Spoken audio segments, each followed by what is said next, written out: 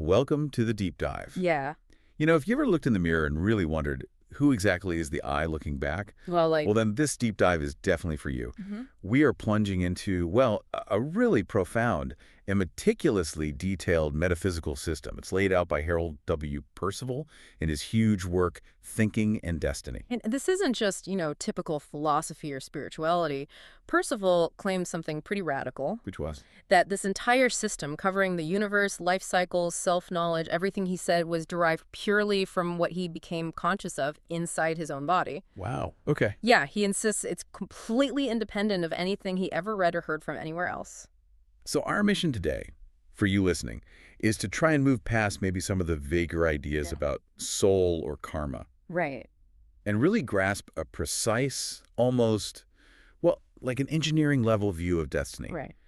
We're decoding this core idea. Your thoughts aren't just thoughts. They're the actual mechanism that dictates your fate. Exactly. We're tackling that central question. Yeah. Who and what really is the conscious self living in your body? It's presented as this impartial, absolute law.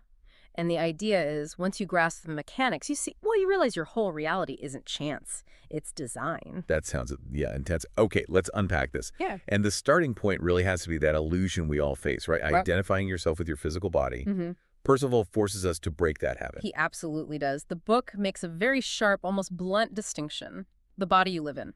It's a machine. Just a machine. An instrument. He even calls it a tomb sometimes. But crucially, it is not the you. The real self, the conscious part inside, belongs to a bigger structure. He calls it the Triune Self. Okay, the Triune Self. Give us the structure of this actual self. So the Triune Self is described as a complete, indivisible unit, but it has three distinct functions or parts. There's a knower part, a thinker part, and a doer part. Okay. Think of it less like three separate beings and more like a high-level management team for your own personal universe. Right, a management team. I like that. So using that analogy, which part of the team is actually, driving the physical body? Good question. It's only a portion of the doer part that can actually enter the physical body and, well, make it human. Just a portion. Yes. This is what he calls the doer in the body. That's the operator, the driver. But here's the critical thing. The other parts. The thinker and the knower, the ones holding the plans and the purpose, they stay off-site, as it were. Off-site. They reside in what he calls the eternal, the realm of permanence. They aren't fully present in the embodied doer. Okay, wait a second. So if like 2/3 of the real me, the knower, which is selfness and I-ness, and the thinker, rightness, and reason, if they're off somewhere else, in the eternal, how can I possibly feel complete down here, in this body? I mean, it sounds like we're meant to feel incomplete. Well, that feeling, that sense of incompleteness, that's actually a key part of it. According to this system, yes, the embodied doer is fundamentally limited. Why? Because it's distracted, held captive, you might say, by the five senses, and what Percival calls the glamour of sense illusions. Glamour of sense illusions. Right. It's like trying to drive this complex machine while your main navigation system, the full picture, is back at headquarters. Okay, so what defines this driver then? This doer in the body? What's its actual essence? Its essence is defined very specifically as feeling and desire. Feeling and desire. Yes, feeling is the passive side, the receiving aspect.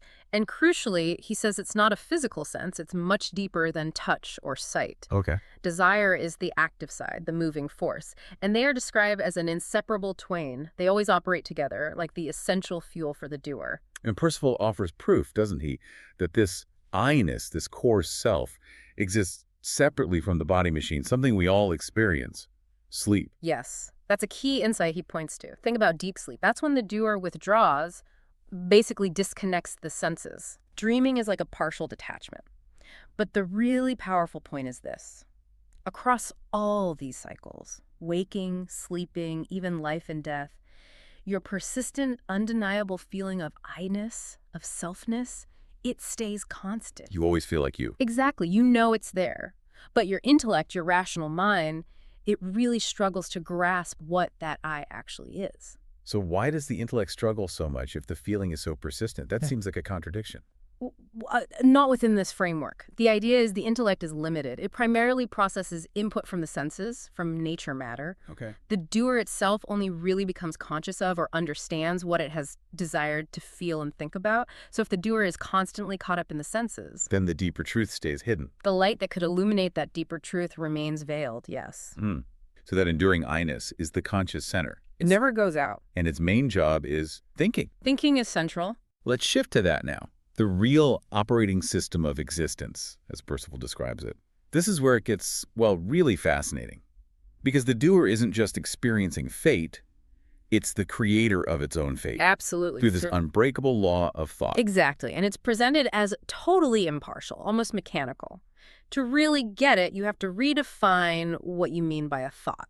It's not just brain activity. No, Yeah. not at all. Percival says a thought is a living entity, a real thing. And it's made of two main components. Okay. What are they? First, there's intelligent matter. This is the light from the intelligent, the conscious aspect joined with desire. That's the consciousness and the driving force. Intelligent matter. Second, there's nature matter. That's the raw material, you could say. It's a point of impression taken in through the senses. Right. So when the doer thinks, it actually joins these two elements. The thought is conceived, he says, in the heart, and immediately it gets clothed in matter drawn from the doer's own mental and psychic atmospheres. It's like you're creating a functional, structured, well, almost like a contract with the universe. A contract that has to be fulfilled. So explain that bit. The exteriorization process. When does the bill come due? Right. These thought entities, once created, immediately start cycling in your mental atmosphere. They persist until they can achieve exteriorization. They manifest outwardly as acts, objects, or events in your life. The law itself is described as simple, mechanical. If you think about physical things, those thoughts naturally tend to objectify, to become real on the physical plane. Which leads to this pretty radical idea that absolutely nothing in your life is random, nothing at all. Correct. And maybe the most striking example of this mechanical design is how Percival explains an accident. That's a powerful one. When people talk about bad luck or chance encounters or accidents, they're missing the underlying mechanics, according to this view. So what is an accident then? An accident is described as the complete visible manifestation or precipitation of a past thought that you issued. My own thought. Your own thought, yes. The doer's entire nature, its accumulated psychic and mental tendencies, seizes even a slight opportunity. Maybe it's a chance meeting, a weak point in a structure, a moment of distraction, a coincidence. And it uses that opening to bring about the event that was actually designed by that old thought. It often happens in sync with another person whose own thought cycles create a similar opening at the same time. So two people's past thoughts line up to create a shared event, like a car crash. That's the kind of mechanism described, yes. Yeah. The law is absolute, no effect without a cause, and that cause originates in the doer's thinking.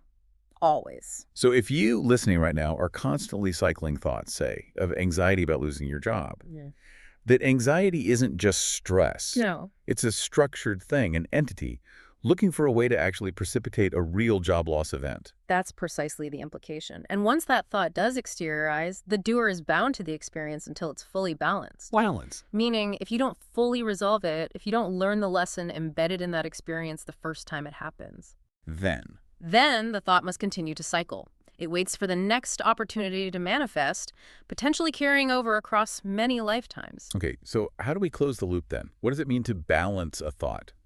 How do you stop it cycling? Balancing it means consciously engaging with the situation the thought created. It requires performing whatever duty is related to that event willingly, intelligently, and this is crucial without selfish attachment to the results, to the outcome. Doing the right thing for its own sake, not for reward or fear. Essentially, yes. When you do that, the thought is abrogated. It's canceled out. The desire part of it returns to the doer, its energy is reclaimed, and the nature matter part returns to nature. The loop closes. But the law only forces the physical event. That's right. The law only compels the physical results. It brings the situation to you. But it's entirely the doer's choice whether or not they meet the inner requirements, the psychic and mental lessons needed for true resolution and learning. That puts a lot of responsibility back on us. Okay, let's switch gears a bit. There's some complex terminology around life, death, reincarnation that we need to clarify. Specifically, the difference between the breath form and the Aya.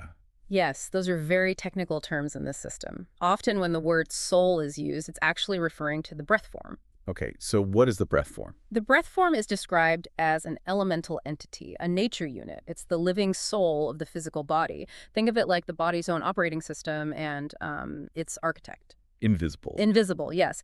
It maintains the physical machine, keeps it running, and it also holds the memory impressions of everything that was said and done during the life that just ended. It's the body's constant builder and repairman. Got it. Operating system and builder. So if that's the breath form, what is the Aya? You spelled it A-I-A. Yes, the Aya. Think of the Aya as the permanent hard drive, the destiny blueprint carrier. It's described as an indestructible, dimensionless entity. Dimension. Yes. It represents the transition point between pure nature and the triune self. And it bears the symbolic record, like coded data of all past impressions from all lives. So that's what determines the next life. Exactly. It's the Aya that dictates the specific details for the next physical existence. The form the body will take, the sex, the race, the family environment, and even specific life challenges like a tendency towards certain diseases or inheriting particular circumstances, it's all encoded on the Aya based on past thoughts. Okay, so the physical body dies. The doer portion that was living in it starts a journey. Percival outlines this in, what, 12 stages? 12 distinct stages after death, yes. It's highly structured. Walk us through the key moments of that after-death process. Well, the doer portion, after death, eventually awakens, almost like waking from a very deep sleep. And soon after, it reaches what's called the judgment. The judgment. Now, this isn't like a courtroom with a judge. No, not an external deity judging you. It's described as a moment of radical, total self-reckoning, utterly unavoidable. What is it judging itself against? Or how does that work? It's exposed to the conscious light of intelligence. This light is said to permeate everything, everywhere. There's no hiding from it. Okay. And in that pure light, the doer is made instantly and acutely conscious. It feels and knows everything it thought, did, felt, and even omitted to do while on Earth. It's a moment of pure, unvarnished consequence, seeing yourself as you truly were. That sounds incredibly effective and probably quite intense. Then we get to concepts like hell and heaven. Right, which Percival completely redefines. They aren't places you go to. They're subjective states of consciousness that the doer experiences internally. So hell is? Hell is the painful process of reliving and purging the negative desires, feelings, and destructive thoughts from the past life. It's burning off the dross, essentially. And heaven? Heaven is the corresponding peaceful enjoyment and assimilation of the good works, the fulfilled aspirations, the positive thoughts and feelings from that life. But here's the crucial point he makes. The doer learns nothing new in either hell or heaven. These are states of review and experience, not learning. According to this system, the Earth, where all the different worlds and influences intermingle, that is the only place designed for acquiring new, hard-won self-knowledge. Only on Earth. Interesting. And people don't just pop back into a new body immediately, right? This is where the portion principle comes in. Exactly right. It's not the entire doer part that reincarnates each time. Remember, the doer has 12 portions. 12? Yes. Only one of these 12 portions is embodied in a physical body at any given time. They re-exist successively, one after the other. And there's a pattern to it. Percival specifies, yes. The doer part is divided into the 6 desire portions, which successively take embodiment in male bodies, and 6 feeling portions, which successively exist in female bodies. Whoa, okay. 6 male lives, 6 female lives, in sequence for the 12 portions. That's the structure described. And the time between these lives, the interval, can vary hugely, from maybe 100 years to potentially thousands of years between embodiments for any given portion. This whole structure, it really shifts the focus away from just my personal story in this life, doesn't it? It points towards a much bigger purpose. It does. So what does this entire vast cycle of re-existence actually mean for you, the person listening right now? What's the point of it all? Well, according to Percival, the ultimate, truly satisfying purpose of life isn't just achieving happiness, nor is it about saving your soul in a traditional sense. What is it then? It is this: that each one of us, each doer portion, will eventually become progressively conscious in ever higher degrees. Conscious of the self, conscious of nature, and eventually conscious in the realms beyond nature. Growing consciousness is the goal. Progressively conscious. Okay, Yeah. And how do we move towards that? Towards this state of conscious immortality? He calls it the Great Way. Yes, the Great Way. It's a path that ultimately involves the complete regeneration of the physical body. Regeneration. Yes. The current human body is considered to be in a fallen or imperfect state. The ultimate objective is to consciously transform it over long ages into a perfect, immortal, sexless physical body. Immortal and sexless. Why? Because that perfected body is the only type of vehicle, apparently, in which the three parts of the triune self, knower, thinker, and doer, can finally reunite and act together as one fully conscious entity within the physical world. And the destiny for those who achieve that. They become part of what Percival calls the government of the world, the conscious administrators of universal law. That is quite an ambition. And the key to even starting down that path lies in a specific kind of thinking. Exactly. It's called real thinking, or active thinking. What does that mean, real thinking? It means the steady, intentional holding and focusing of the conscious light within the light of your own intelligence directly onto the subject you are thinking about. Most of our thinking is passive, reactive, automatic. This is active, deliberate steering of consciousness. And the goal isn't just better concentration, is it? There's a very practical aim related to destiny. Yes. The crucial goal of practicing real thinking is to eventually gain the ability to think without creating new destiny for yourself, to think without automatically issuing those binding thought contracts. How do you manage that? It requires one fundamental shift: the complete letting go of selfish attachment to the results or outcomes of your thoughts and actions. Easier said than done, I imagine. Extremely. And Percival says there's an absolutely essential starting point, a preliminary requirement before any real progress can be made on this path. Yes, and it sounds almost deceptively simple. That is Absolute honesty and truthfulness, particularly in your thinking. honesty in thinking, not just speaking. Primarily in thinking. The book is incredibly clear on this. Lying, even the small, unvoiced lies we tell ourselves, Like what? like self-pity, self-conceit, blaming others, petty jealousy. These internal falsehoods profoundly disrupt and disorder your mental atmosphere. They literally prevent you from seeing things clearly as they actually are. Okay, hang on. Why is something like self-pity considered a lie in this system? It feels like just, well, a feeling. It's a feeling, yes, but it's driven by a thought that is fundamentally untrue according to this framework. How so? Self-pity essentially means refusing to accept that your current suffering or difficulty is the direct result, the exteriorization of a past thought you yourself issued. It's your own destiny contract coming due. So when you indulge in self-pity, the doer is basically telling itself, this isn't fair, or I don't deserve this, or I'm just a victim of circumstances, which within this mechanical universe of cause and effect is a direct falsehood. I see. You're denying your own causal role. Exactly. And by indulging in that internal lie, you delay the balancing of the original thought. You prevent yourself from learning the necessary lesson embedded in the experience. Percival is stark. Lying, especially to oneself, is the main factor that blocks happiness and can, over time, lead to serious mental confusion or even disorganization. So the integrity of your inner silent life is paramount. It's the foundation. But the system does offer a way to start growing right now, doesn't it? Absolutely. The potential is always there. The doer in the body can actively begin the process of reconnecting with its other parts. Oh. By the intentional act of feeling and thinking about those other parts, you can consciously try to feel for the feeling and desire that is your core doer nature.